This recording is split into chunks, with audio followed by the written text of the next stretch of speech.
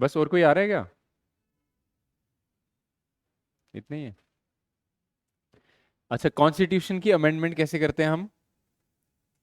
जो कॉन्स्टिट्यूशन हमने बना लिया, अब उसको अगर कभी अमेंड करना पड़े तो कैसे किया जाता है? ठीक है, आर्टिकल 368, 368 के बाहर भी होता है, बिना 368 के भी हो जाता है।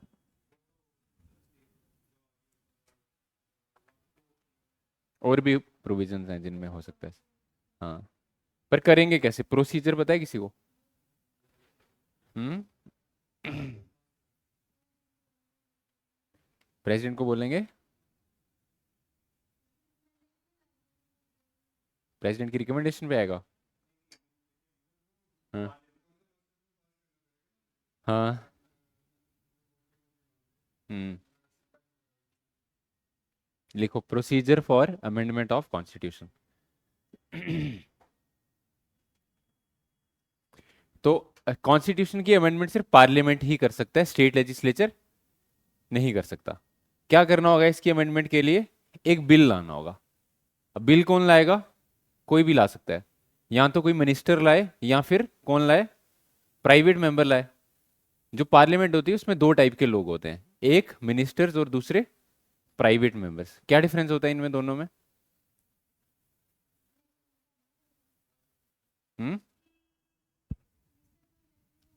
और प्राइवेट मेंबर्स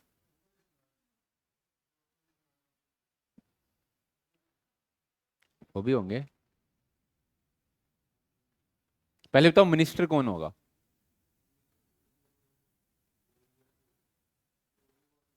हाँ, जो रूलिंग पार्टी के, मतलब जो काउंसिल ऑफ मिनिस्टर्स के पार्ट होंगे, है ना?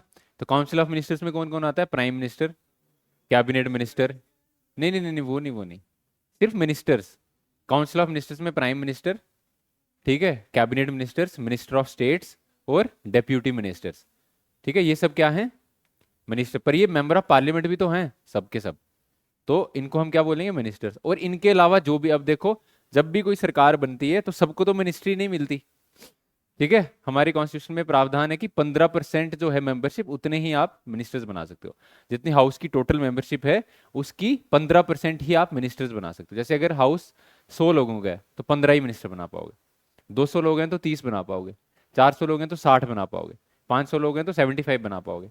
और 550 हैं तो 75 से थोड़ा सा ज्यादा, मतलब 90 के आसपास मिनिस्टर्स आप बना सकते हो सारे मिला के। तो अब सरकार बनी है जिन लोगों की, वो लोग हैं कोई 250-300। 270 प्लस तो सरकार बनती है ना? वो 300 लोग हैं कोई। तो 300 लोगों में 90 लोग मिनिस्टर हैं, बाकी क्या है? बाकी भी मेंबर ऑफ पार्लियामेंट है ना, उनको हम क्या बोलेंगे? प्राइवेट मेंबर्स बोलेंगे। और जो भी अपोजिशन में बैठे होंगे जितने भी, वो भी सारे क्या होंगे? प्राइवेट मेंबर्स होंगे। मिनिस्टर्स को छोड़ के जो भी मेंबर ऑफ पार्लियामेंट है वो सब क्या है?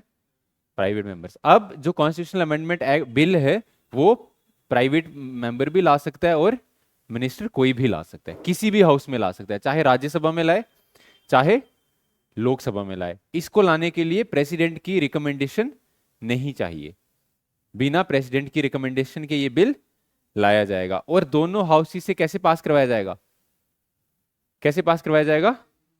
स्पेशल में। अगर 368 के अंदर वाला बिल है, कोई भी ऐसा बिल है जो 368 आर्टिकल में मेंशन्ड है, ठीक है, तो वो उसकी अमेंडमेंट कैसे होगी? Through special majority. ठीक है, स्पेशल मेजोरिटी कैसी मेजोरिटी होती है? 50% of total membership plus 2/3 of present and voting. ठीक है, 50% टोटल मेंबरशिप का और 2/3 किसका? प्रेजेंट एंड वोटिंग का। ठीक है, तो इतनी सी अगर मेजोरिटी हमें मिलेगी तो इस बिल को हम क्या मानेंगे? पास मान। एक हाउस में भी इतनी मेजोरिटी चाहिए, फिर दूसरे हाउस में भी सेम मेजोरिटी चाहिए। ठीक है, उसके बाद ये बिल किसके पास जाएगा? प्रेसिडेंट के पास। बट प्रेसिडेंट के जाने से पहले एक नॉर्मल कंडीशंस में क्या होता है कि अगर बिल के ऊपर मान लो कन्फ्लिक्ट आ गया, राज्यसभा और लोकसभा में कन्फ्लिक्ट आ जाए, डेडलॉक आ जाए कभी कभी, तो हमारे कॉन्स्टिट्यूशन में जॉइंट सीटिंग का भी प्रावधान होता है, जहां पे लोकसभा और राज्यसभा एक साथ बैठती हैं और एक साथ ही वोटिंग होती है। जॉइंट सीटिंग बोलते हैं उसको। ठीक है, लेकिन कॉन्स्टिट्यूशनल अमेंडमेंट बिल्स में जॉइंट सीटिंग नहीं होती। ठीक है। हम्म। जहां मर्जी जहां आएगा वहीं पास होगा पहले। एक मतलब जिस हाउस में आएगा पहले उसी में पास होगा ना, उससे पास होके फिर दूसरे हाउस में जाएगा। ना ना, ये कोई जरूरी नहीं है, बिल कहीं भी आ सकता है। ठीक है। ना ना, प्रेसिडेंट नहीं लाएगा, प्रेसिडेंट एंड में साइन करेगा। ठीक है, कुछ कुछ बिल्स होते हैं जो प्रेसिडेंट की रिकमेंडेशन पे आते हैं, जैसे मनी बिल्स हैं, वो प्रेसिडेंट रिकमेंड करता है फिर आते हैं, ऐसे नहीं आते। ठीक है, वो पढ़ेंगे जब आगे पढ़ेंगे। ठीक है। अब लेकिन इसमें देखो, अगर तो ये बिल ऐसा है जिससे हमारी फेडरल स्ट्रक्चर चेंज हो रहा है, हम सेवन्थ शेड्यूल में कुछ चेंज करने जा रहे हैं, सुप्रीम कोर्ट में कुछ चेंज करने जा रहे हैं, जिससे फेडरल स्ट्रक्चर चेंज, जिससे पावर जो है स्टेट की पावर के साथ कुछ छेड़खानी करने जा रहे हैं हम, तो फिर हमें स्टेट का कंसेंट भी चाहिए इसमें। तो फिर हाफ स्टेट्स का कंसेंट भी चाहिए होगा, special majority plus half states का कंसेंट भी चाहिए। पर अगर फेडरल स्ट्रक्चर को चेंज नहीं कर रहा है, सिर्फ फंडामेंटल राइट्स को चेंज कर रहा है, डीपीएसपीस को चेंज कर रहा है, ठीक है, तो फिर हमें सिर्फ स्पेशल मेजोरिटी चाहिए। अब कॉन्स्टिट्यूशनल अमेंडमेंट बिल्स में एक और चीज है कि प्रेसिडेंट को यह बिल साइन करना ही करना है। प्रेसिडेंट के पास यहां पे पावर नहीं है कि इस बिल को रोक पाए। ऐसे प्रेसिडेंट के पास नॉर्मल बिल्स में वीटो पावर्स होती हैं, ठीक है ना, पर इस केस में नहीं होती, कॉन्स्टिट्यूशनल अमेंडमेंट बिल में नहीं होती, इसमें उसको पास करना ही करना है, साइन करना ही करना है। ठीक है, लिखो अब ये प्रोस हाँ, ऑर्डिनरी बिल में हो सकता है। ठीक है, हाँ, ऑर्डिनरी बिल्स में हो सकता है। देखो, procedure for the amendment of constitution under article, ये सारा प्रोसीजर कौन से आर्टिकल में लिखा है? 368 में।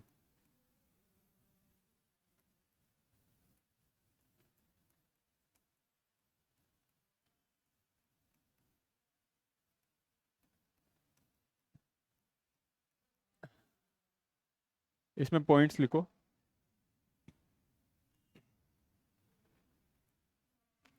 फर्स्ट पॉइंट लिखो, amendment of the constitution can only be initiated, amendment of the constitution can only be initiated by introducing a bill in parliament, by introducing a bill in parliament and not state legislature, and not in state legislature।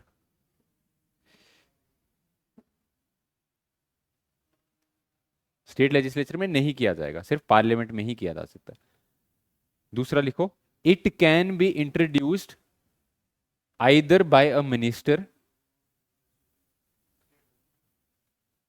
it can be introduced either by a minister or by a private member, it can be introduced either by a minister or by a private member, and it does not require the prior recommendation of the president, and it does not require the prior recommendation of the president। धीरे धीरे नहीं, तेज तेज लिखो। it it can be introduced either by the minister or by the private member। पूरी line सुन लिया करो, उसको समझ लिया करो, फिर आपको याद रहेगी वो। मशीनों की तरह नहीं ना लिखो करो। It can be introduced by a minister और by a private member and does not require the prior recommendation of the president. ठीक है।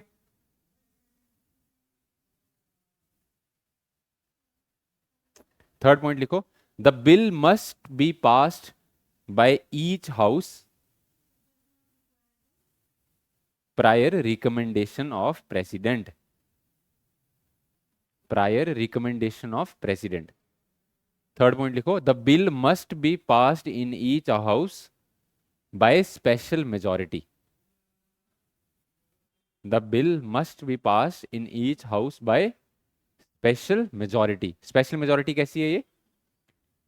ब्रैकेट में लिखो, 50% of the total membership, 50% of the total membership plus 2/3 of the members present and voting, plus 2/3 of the members. ये समझ आ रही है ये कैसी मेजॉरिटी है? समझ आ रही है? पीछे आपको ये समझ आ रही है मेजॉरिटी कैसे निकालेंगे ये मेजॉरिटी? बताओ मेरे को, आप बताओ परीक्षित।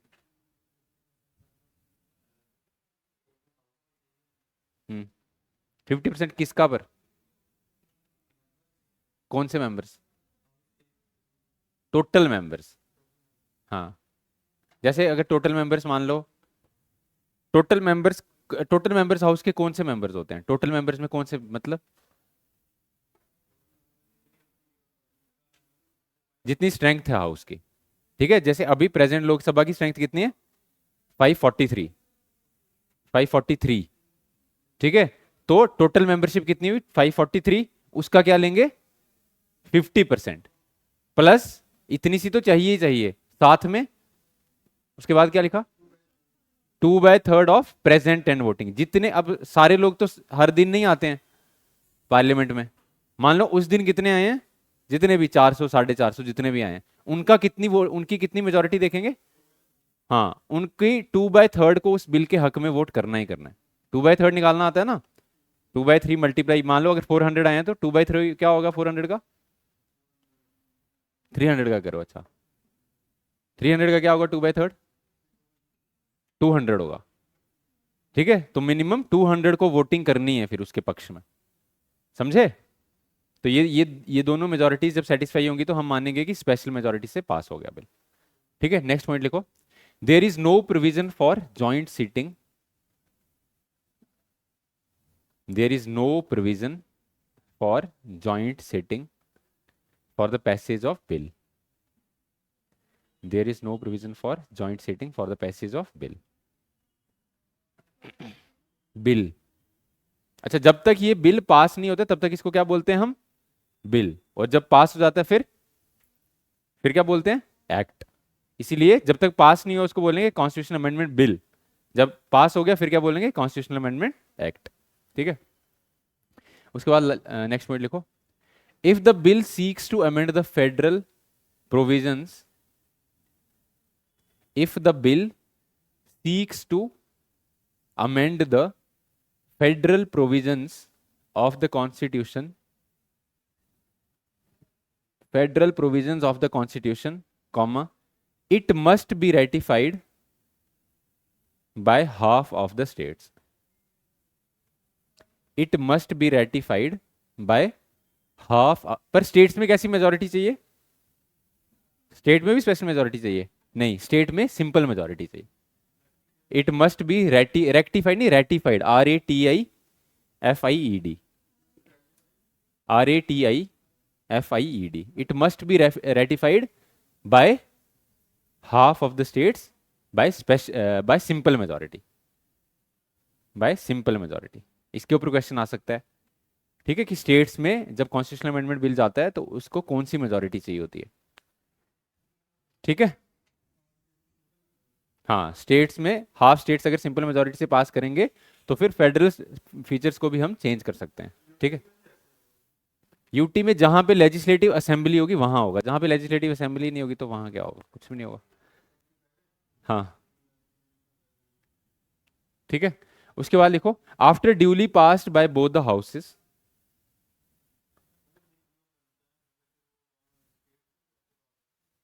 हाँ, अगर फेडरल फीचर्स हम चेंज कर रहे हैं तो, अगर फेडरल फीचर्स चेंज नहीं हो रहे तो नहीं। जैसे मान लो हमें प्रेसिडेंट के साथ, प्रेसिडेंट के इलेक्शन को कुछ चेंज करना है, ठीक है, या फिर सुप्रीम कोर्ट में कुछ चेंजेस लाने हैं, हाई कोर्ट में चेंजेस लाने, जिससे फेडरल फेडरल स्ट्रक्चर क्या है, मतलब जहां पे स्टेट्स को पावर मिली है। ठीक है, तो उनके किसी भी चीज के साथ अगर हम दखल अंदाजी करेंगे तो वहां पे हमें स्टेट्स की भी हामी लेनी पड़ेगी, आधी स्टेट्स की, 50% स्टेट्स की, बाकियों में नहीं। ठीक है, मैं एग्जाम्पल्स बताऊंगा कि कहाँ कहाँ पे। नहीं नहीं, वो नहीं, वो उसके लिए अलग प्रोसीजर है ना, आर्टिकल 2 और 3 में।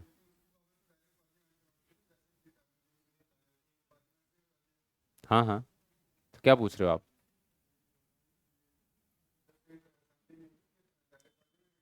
हाँ हाँ, जब वहां पे प्रेसिडेंट रूल होगा तो फिर पावर होती सेंटर के पास है।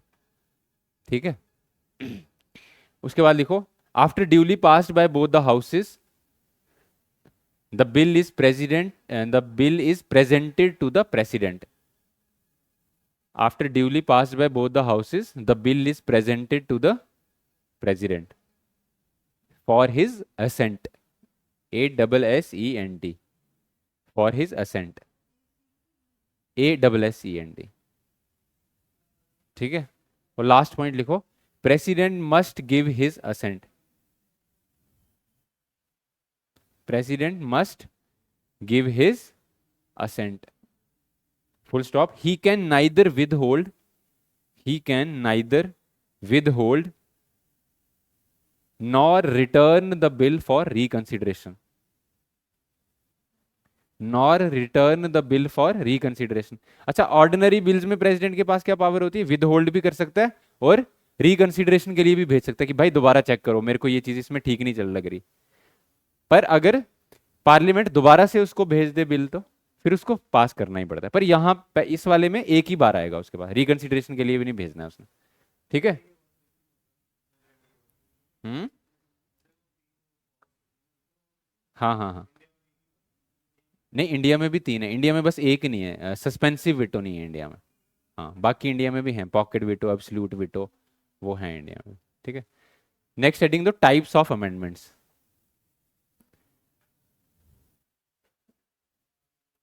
Types of amendments. फर्स्ट लिखो, amendment by simple majority of the parliament. Amendment by simple majority of the parliament. इसमें देखो, ये 368 के बाहर होंगी। लिखो, these are outside the purview of article 368, these are outside the purview of article 368।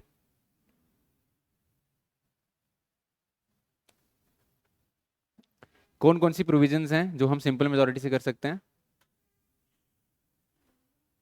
हम्म। लिखो, first, admission और इस्टेब्लिशमेंट ऑफ न्यू स्टेट्स। हाँ हाँ, एडमिशन और इस्टेब्लिशमेंट ऑफ न्यू स्टेट्स।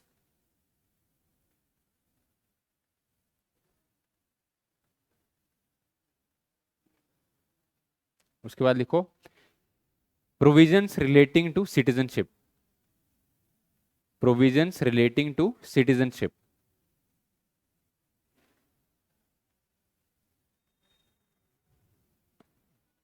उसके बाद लिखो, salaries and allowances of member of parliaments, salaries and allowances of member of parliaments, and so on. ऐसी बहुत सारी प्रोविजंस हैं जो हम सिंपल मेजोरिटी से कर सकते हैं चेंज।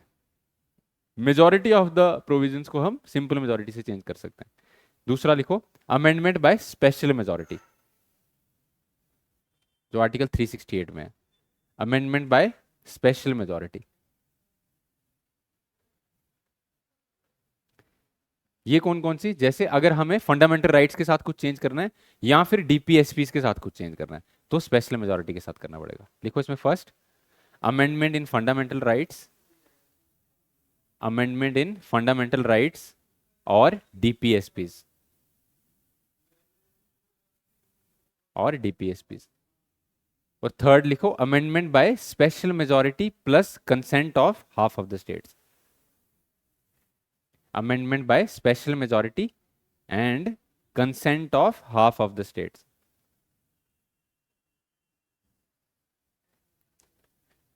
इसमें कौन कौन सी आएंगी? फर्स्ट लिखो, election of the president and it's manner, election of the president and it's manner, कि प्रेसिडेंट का इलेक्शन कैसे होगा देश में, अगर हमें उसमें कुछ चेंज करना है। Election of the president and it's manner. दूसरा लिखो, supreme court and high court and it's manner, MANNER, मतलब उसका तरीका। तीसरा लिखो, distribution of legislative powers between union and states, 7th schedule, distribution of powers between union and states, अगर इसमें कुछ change, supreme court and high court, supreme court and high court, distribution of powers, distribution of legislative powers between union and states, इसमें अगर कुछ change करना है। ये 7th schedule में ही है ना सब कुछ, distribution of powers.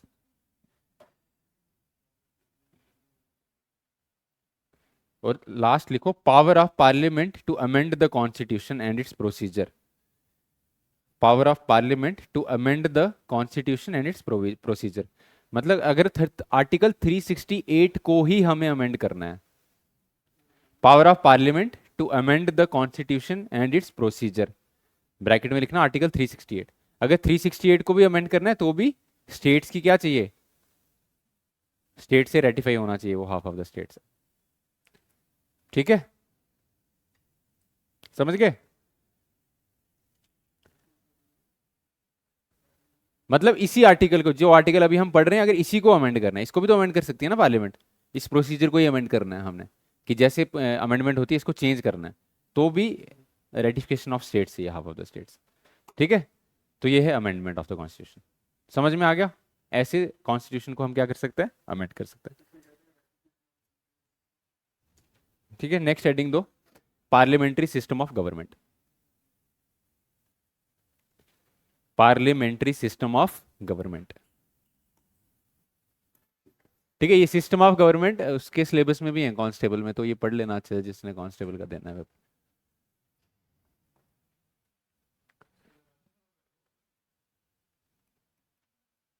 Systems of government,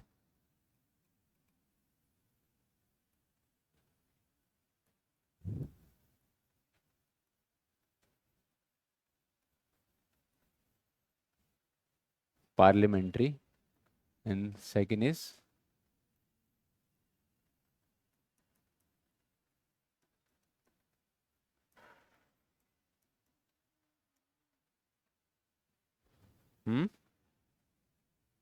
parliamentary and presidential system of government. ठीक है, तो इंडिया में कैसा सिस्टम है, पार्लियामेंट्री सिस्टम ऑफ गवर्नमेंट है। ठीक है, क्या होता है पार्लियामेंट्री सिस्टम ऑफ गवर्नमेंट, एक बारी मैं आपको पढ़ा भी चुका हूँ सेलिएंट फीचर्स में। हम्म, और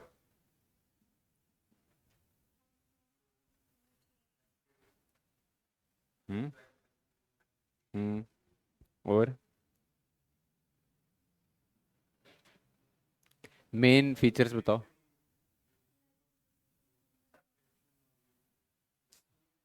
separation of judiciary from executive,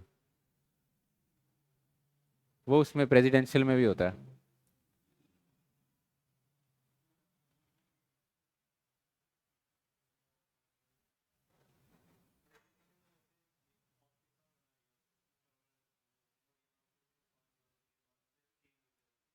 ठीक है। और मेन फीचर बताओ, मेन फीचर क्या बताया था मैंने आपको?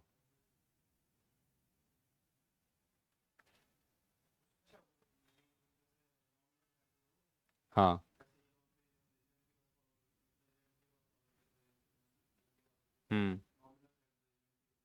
हम्म और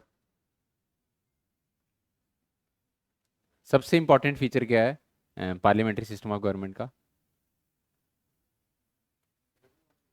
हम्म नहीं नहीं, सबसे इंपॉर्टेंट फीचर पार्लियामेंट्री सिस्टम का आपको क्या लगता है, क्या फायदा है पार्लियामेंट्री सिस्टम का सबसे ज्यादा? डेमोक्रेसी उधर भी होती है यार। नहीं नहीं, वो पार्लियामेंट्री सिस्टम। हम्म हाँ, रिस्पॉन्सिबल गवर्नमेंट होती है। ठीक है, यहाँ पे रिस्पॉन्सिबल गवर्नमेंट होती है, और दूसरा, यहाँ पार्लियामेंट्री सिस्टम में एग्जीक्यूटिव जो है वो रिस्पॉन्सिबल होता है टुवर्ड्स लेजिस्लेटिव। ठीक है, प्रेसिडेंशियल में ऐसा नहीं होता, वहां पे एग्जीक्यूटिव अलग से काम करता है, लेजिस्लेचर अलग से काम करता है, एक दूसरे के साथ कोई लेना देना नहीं, कंप्लीट सेपरेशन ऑफ पावर्स होता है वहां पे। यहाँ पे कंप्लीट सेपरेशन ऑफ पावर्स नहीं है, यहाँ पे क्या है, ओवरलैप ऑफ पावर्स। ठीक है, कि जो लोग लेजिस्लेचर में हैं वही लोग कहाँ पे भी हैं, एग्जीक्यूटिव में भी है। ठीक है, और यहाँ पे कलेक्टिव रिस्पॉन्सिबिलिटी होती है एग्जीक्यूटिव की। कलेक्टिव रिस्पॉन्सिबिलिटी मतलब कि अगर सरकार में एक इंसान गलत करेगा तो उसका खामियाजा पूरी सरकार को भुगतना पड़ेगा। नो कॉन्फिडेंस मोशन अगर किसी एक बंदे के अगेंस्ट आया सरकार में तो सारी सरकार डूबेगी। ठीक है, ये है parliamentary system of government.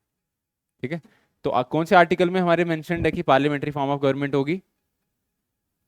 Article 74 और 75 में मेंशन्ड है कि यहाँ पे पार्लियामेंट्री सिस्टम ऑफ गवर्नमेंट होगी, जहाँ पे क्या होगा, काउंसिल ऑफ मिनिस्टर्स होंगे, और जो एग्जीक्यूटिव है वो रिस्पॉन्सिबल होगा टुवर्ड्स लेजिस्लेचर। ठीक है, लिखो, constitution of India, the constitution of India provides for parliamentary form of government. The Constitution of India provides for parliamentary form of government, both at central and state level.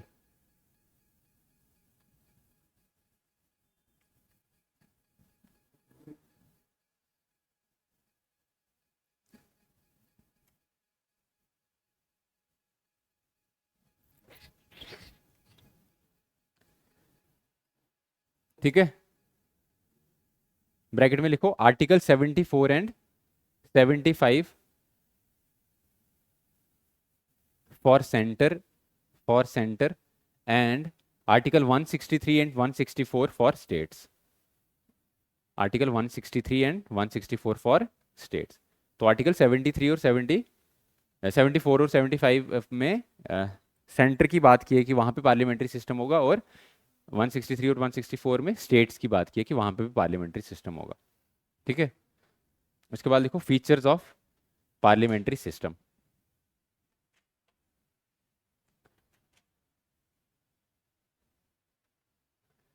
पहला लिखो executive is responsible to the legislature. Executive is responsible to the legislature for its acts and policies।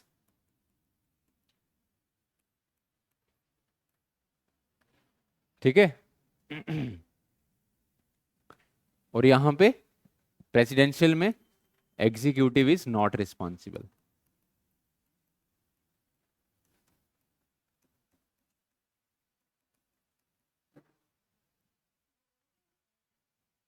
लिख लो दोनों के।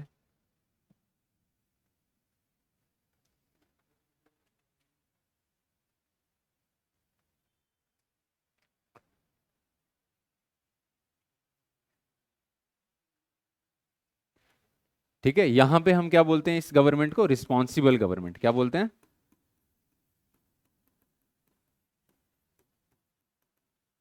ठीक है, responsible government मतलब यहां पे नो कॉन्फिडेंस मोशन आ सकता है, और नो कॉन्फिडेंस मोशन आएगा तो सरकार गिर जाएगी। ठीक है, पर यहां पे नहीं होता ऐसे, यहां पे इररिस्पॉन्सिबल गवर्नमेंट है।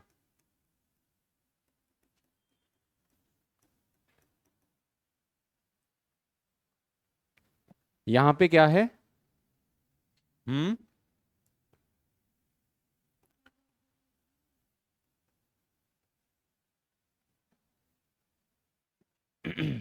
यहां पे नॉमिनल हेड कौन है? प्रेसिडेंट। और रियल हेड कौन है?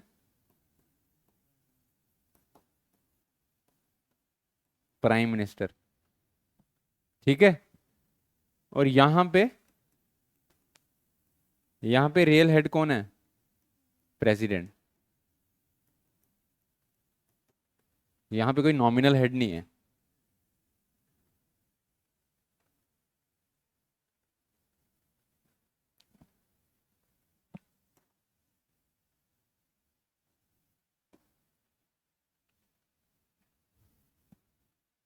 यहां पे हम क्या बोलते हैं? ये कैसी गवर्नमेंट है? Government of इमेच्योर्स। इमेच्योर्स क्यों? जो लोग आपने चुन के भेजे हैं वहां पे, वो लोग उस फील्ड में क्या नहीं है? एक्सपर्ट्स नहीं है। बट यहां पे क्या होती है? Government by matures.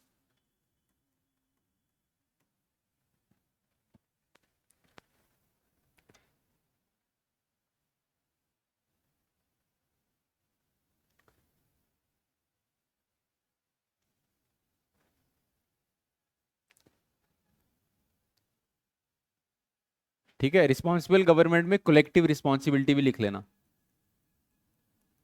Collective responsibility.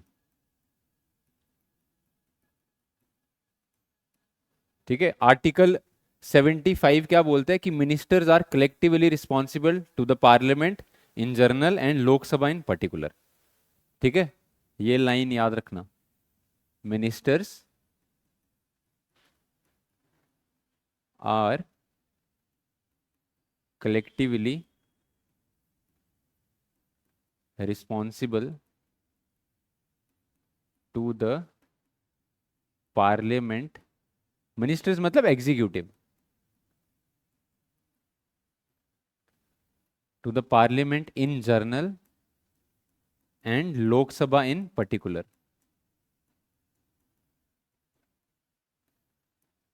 ठीक है, और यही प्रूव होता है किससे? नो कॉन्फिडेंस मोशन से। ठीक है, तो मिनिस्टर सारे के सारे कलेक्टिव रिस्पॉन्सिबिलिटी इनकी किसके तरफ है? पार्लियामेंट की तरफ, और इन पर्टिकुलर लोकसभा, क्योंकि सरकार लोकसभा से ही चुन के आती है ना, तो लोकसभा के प्रति रिस्पॉन्सिबल है। मतलब अगर इनकी कोई पॉलिसी, कोई इन्होंने ऐसा अमेंडमेंट किया या कुछ भी ऐसी पॉलिसी बनाई जिससे देश के लोगों को लग रहा है, या जो बाकी अपोजिशन में बैठे हैं लोग, उनको लग रहा है कि ये खराब चीज है, तो वो क्या कर सकते हैं? नो कॉन्फिडेंस मोशन लाएंगे, और अगर नो कॉन्फिडेंस मोशन पास हो जाता है तो सरकार नहीं रहेगी फिर। ठीक है, इसलिए कलेक्टिव रिस्पॉन्सिबिलिटी है, और इसीलिए इसको रिस्पॉन्सिबल गवर्नमेंट बोला जाता है। ठीक है, यहां पे लीडरशिप किसकी होती है?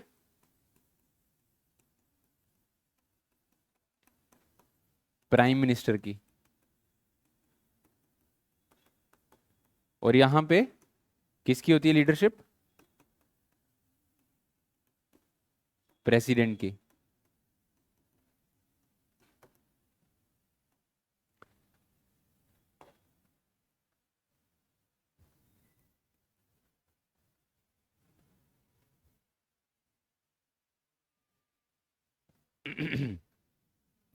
यहां पे क्या होता है?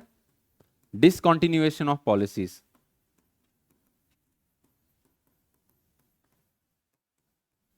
मतलब एक सरकार जो पॉलिसीज बनाएगी तो वो 5 साल के लिए रहेगी, ठीक है ना, तो उसके बाद नई सरकार आएगी, वो अपने लिए अलग स्कीम देश में लाएगी। पर यहां पे ऐसा नहीं होता, प्रेसिडेंशियल सिस्टम है। यहां पे क्या होता है? Continuation of policies.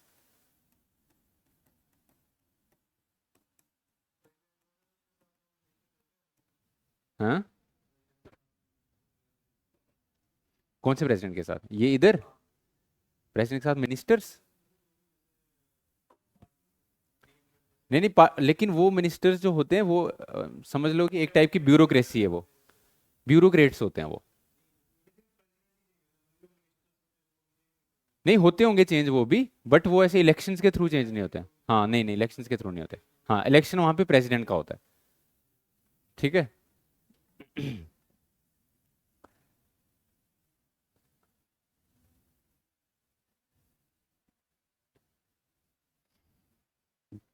ठीक है, यहां पे जो सरकार बनती है इसको हम बोलते हैं स्टेबल गवर्नमेंट।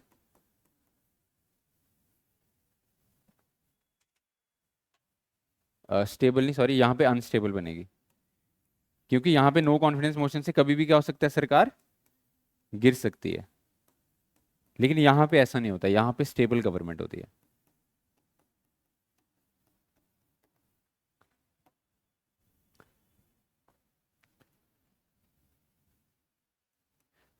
ठीक है, यहां पे क्या होता है? Harmony between executive and legislature.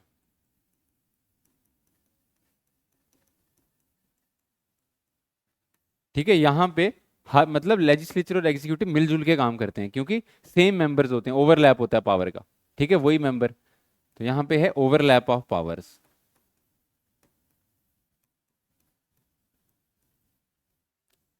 ये समझ आ रहा है ओवरलैप ऑफ पावर्स क्यों है यहां पे पार्लियामेंट्री सिस्टम में?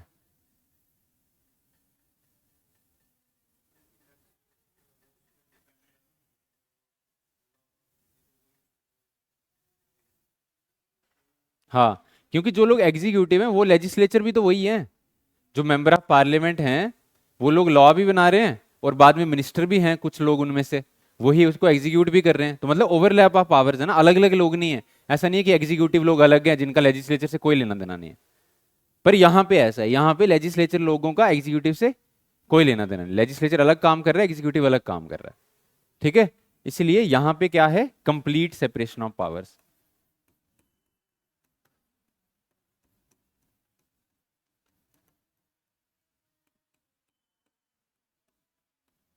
क्या है?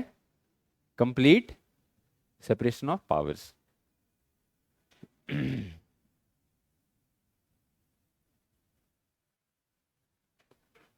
ठीक है। इसका एक और फायदा क्या है? It prevents despotism.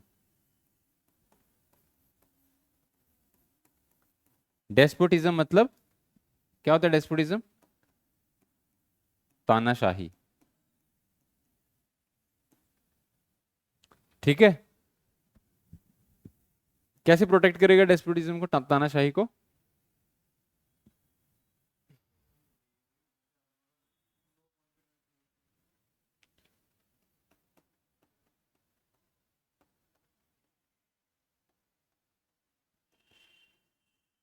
ठीक है, यहाँ पे प्रेसिडेंशियल में ऐसा नहीं हो सकता।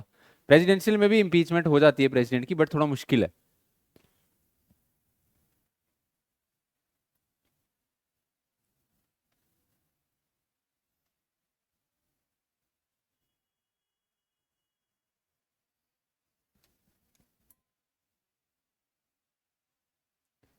ठीक है, समझ गए? समझ गए फीचर्स पार्लियामेंट्री और प्रेसिडेंशियल? ठीक है, इनके ऊपर क्वेश्चंस आते हैं पेपर में।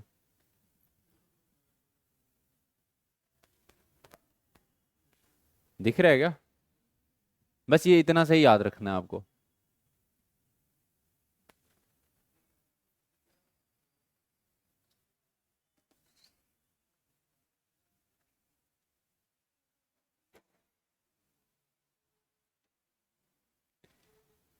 ठीक है, समझ में आया? किसी को कोई डाउट है तो पूछ लो अभी। कोई डाउट है? पूछ लो यार, कोई डाउट है तो। हाँ, ये मैं ये इसको पॉइंट को रहने दो। मैं इसको कंप्लीट इनका हम कंपैरिजन नहीं कर सकते हैं कि यहाँ पे डेस्पोटिज्म, यहाँ पे भी नहीं होता वैसे डेस्पोटिज्म प्रेसिडेंशियल सिस्टम में। वहाँ पे भी इम्पीच कर सकते हैं, बट इतना आसानी से नहीं कर सकते। वहाँ पे भी इम्पीचमेंट हो जाती है। ठीक है, बट यहाँ पे ज़्यादा रिस्पॉन्सिबल गवर्नमेंट है। यहाँ पे इजीली आप डेली वहाँ पे अपोजिशन जो है नारे लगाती है, डेली उनको तंग कर सकती है। यहाँ पे ऐसा नहीं है। ठीक है, यहाँ पे ऐसे इम्पीचमेंट आपको लानी पड़ेगी, फिर ही जाके इम्पीच कर सकते हो, ऐसे नहीं। ठीक है, कोई डाउट है इसमें? हम्म। हम्म। बन सकती है। हाँ, पर क्योंकि हैं दो ही पार्टी है ना मेजर, तो कॉन्स्टिट्यूशन में अमेंड करके और कोई पार्टी भी बना सकते हैं। नहीं, क्योंकि मेजॉरिटी क्या है वहां पे, दो पार्टियों में ही होता है सब कुछ। वहां पे ऐसा नहीं है कि लोकल पार्टीज वाला सिस्टम नहीं है वहां पे। ठीक है, पर फ्यूचर में अगर वो चेंज करना चाहें अपने कॉन्स्टिट्यूशन को तो कर सकते हैं चेंज। पर कॉन्स्टिट्यूशन अमेंडमेंट करनी पड़ेगी उनको फिर। ठीक है। हाँ, स्टेट्स में उधर अलग सिस्टम है। स्टेट्स में उधर अलग से गवर्नमेंट होती है। वहाँ पे स्टेट्स के मेयर काउंसलर्स, हाँ वहाँ पे भी इलेक्शंस होते हैं स्टेट्स में। अलग सिस्टम है उधर। जैसे ऐसे जैसे मेयर होते हैं वहाँ के स्टेट्स के। हाँ, मेयर होते हैं कि क्या बोलते हैं उनको, गवर्नर्स बोलते हैं शायद, कुछ ऐसा बोलते हैं। जो स्टेट्स के हेड होते हैं, इलेक्टेड ही होते हैं वो भी। उनके भी इलेक्शंस होते हैं। जैसे यहाँ पे ये म्यूनसिपल काउंसिल्स होती हैं, कुछ वैसा सिस्टम होता है वहाँ पे। जैसे यहाँ पे म्यूनसिपल ये कमेटीज होती है ना शहरों में, ठीक है, उनमें मेयर होता है, वैसे बॉडीज होती हैं। वैसे ही वहाँ पे स्टेट्स में पार्लियामेंट्री सिस्टम नहीं होता स्टेट्स में वहाँ पे, जैसे इंडिया में। ठीक है, मतलब यहाँ पे प्रेसिडेंशियल सिस्टम में ना ब्यूरोक्रेसी ज़्यादा पावरफुल है।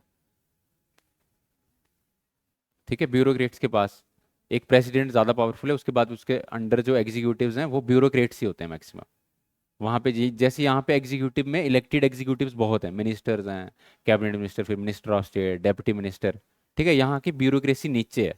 वहाँ पे क्या है, ब्यूरोक्रेट्स डायरेक्ट प्रेसिडेंट के साथ बैठ के बात करते हैं, वही पॉलिसीज बनाते हैं, वही सब कुछ करते हैं। जैसे उनका जो एक्सटर्नल अफेयर्स मिनिस्टर होगा, वो वो ऐसे होगा, अपॉइंटेड होगा, इलेक्टेड नहीं होगा। हमारा तो इलेक्टेड ही होता है। हमारा फॉरेन मिनिस्टर इलेक्टेड ही होता है। ठीक है, समझ गए? ऐसे बना, जैसे एस जयशंकर है, उसने इलेक्शन नहीं लड़ा था, बट उसको फिर बाद में राज्यसभा की मेंबरशिप दे दी।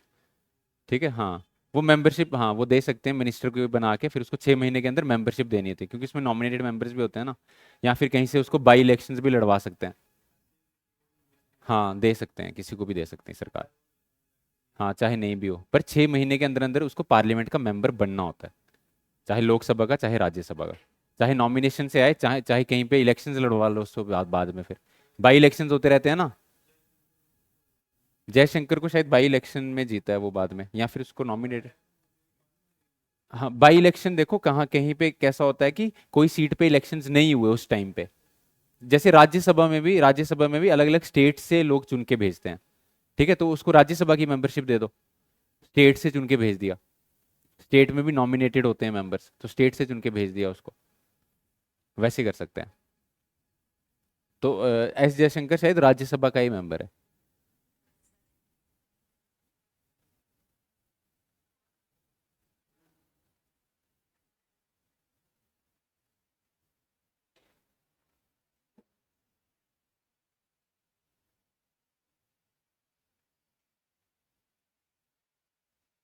राज्यसभा का ही मेंबर है।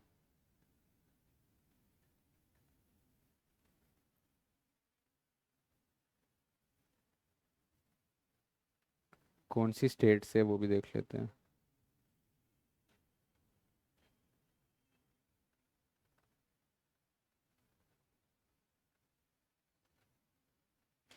गुजरात से इसको राज्यसभा का मेंबर बनाया।